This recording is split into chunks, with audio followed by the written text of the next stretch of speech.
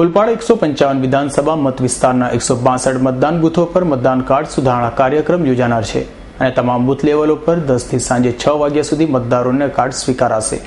મુખ્ય નિર્વાચન અધિકારી ગુજરાત અધિનિયમ અંતર્ગત રાજ્યની તમામ વિધાનસભામાં મતદારની યાદી નોંધવાના કાર્યક્રમ અનુસંધાનમાં 1/1/2015ની સ્થિતિએ મતદારની સુધારણા કામગીરી ઓલપાડ 155 મત વિસ્તારના કુલ 162 મતદાન બૂથો પર સંક્ષિપ્ત સુધારણા કામગીરી હાથ ધરવામાં આવશે। ફોર્મ વિતરણ અને સ્વીકારવાના સમય દરમિયાન સેક્રેટરી ઓફિસર દ્વારા નિરીક્ષણ કરવામાં આવશે।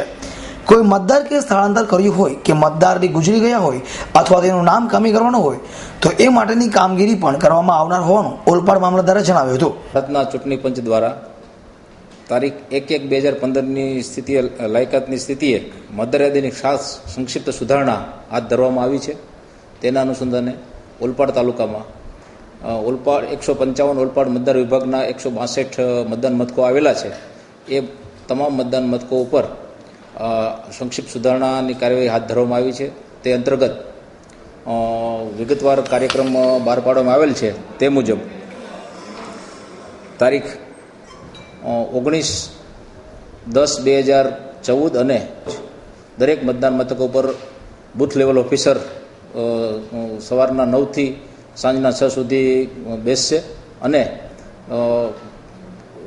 મતદારોના ફોર્મ વિતરણ અને ફોર્મ સ્વીકારવાની કામગીરી કરશે અને ગ્રામ સભામાં મતદાર યાદીનું વાંચન પણ કરવામાં આવશે।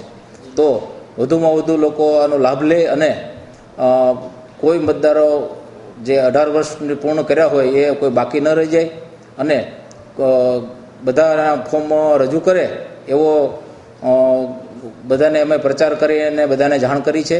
તો એ પ્રમાણે બધા સૌનો મતદાર યાદી સંક્ષિપ્ત સુધારણાનો લાભ લે એવી હું બધાને અપીલ કરું છું। Naresh Patel, S9 news, Olpad.